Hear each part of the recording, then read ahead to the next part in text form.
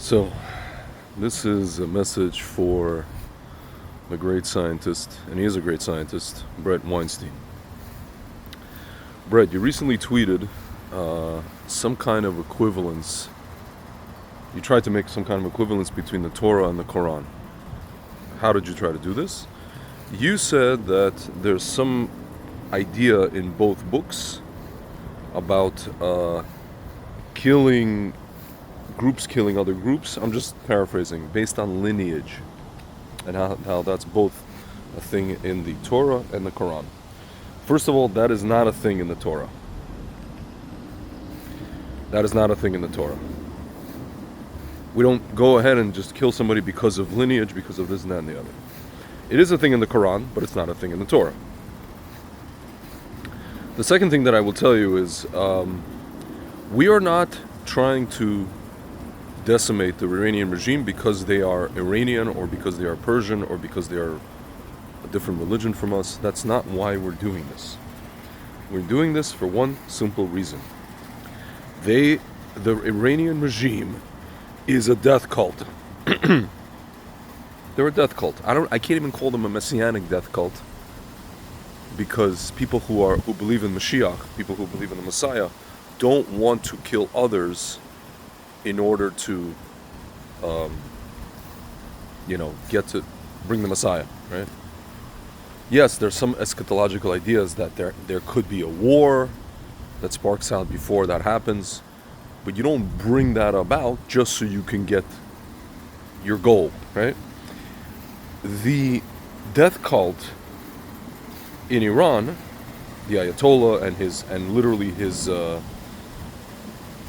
so to speak yeshiva, believe that in order to get the Mahdi, they literally have to drop a bomb on the Jews.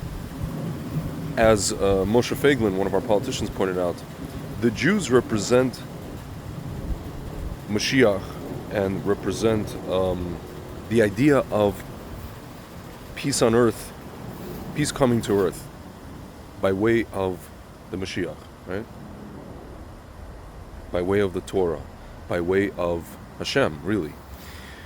So this clown knows that.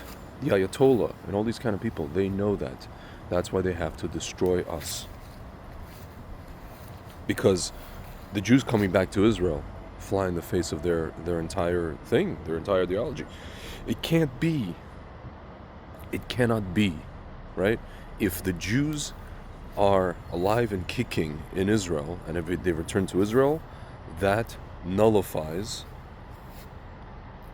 the Quran.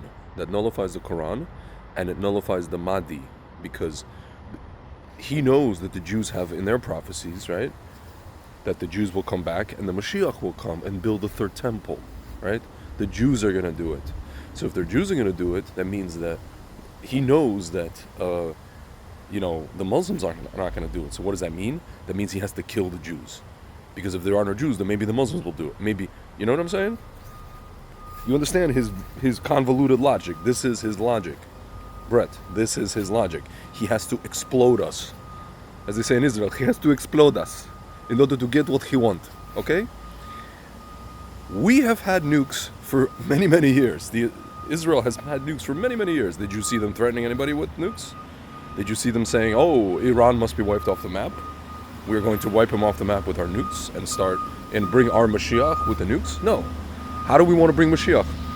How do the Jews want to bring Mashiach? By doing Torah and mitzvot. By keeping Torah and doing the commandments, right? If you knew anything about Torah, you admitted that you don't, to my friend Frank, you would know that, but you don't.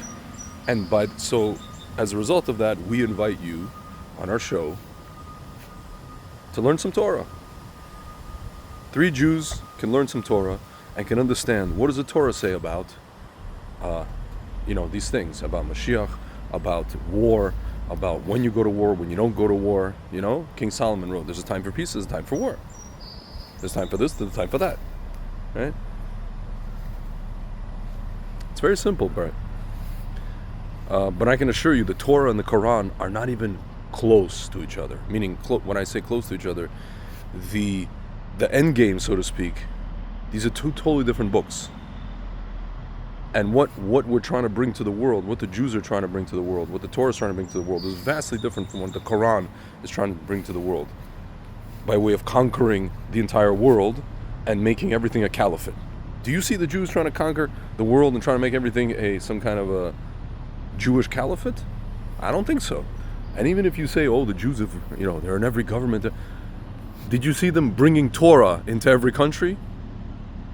The only Jews I know who try to bring Torah into every country are Chabad. That's only because they know that Jews live in every country. And they're trying to bring Torah to those Jews who don't have Torah in every country.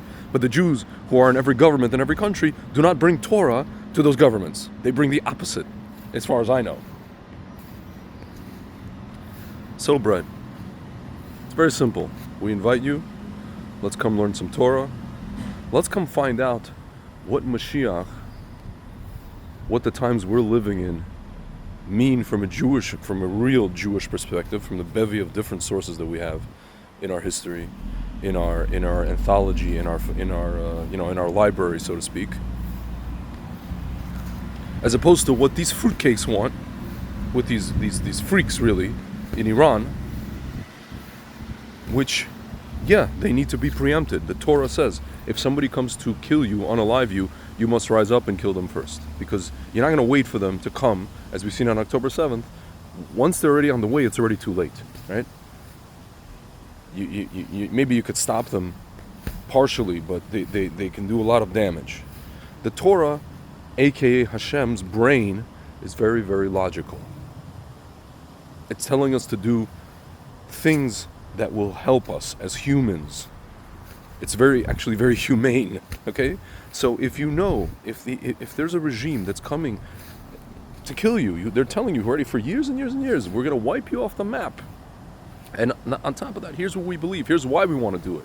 Because we believe in this Mahdi, and we can only bring the Mahdi if we explode the people who are against the Mahdi. Who are the people? The Jews. Because they're back in Israel.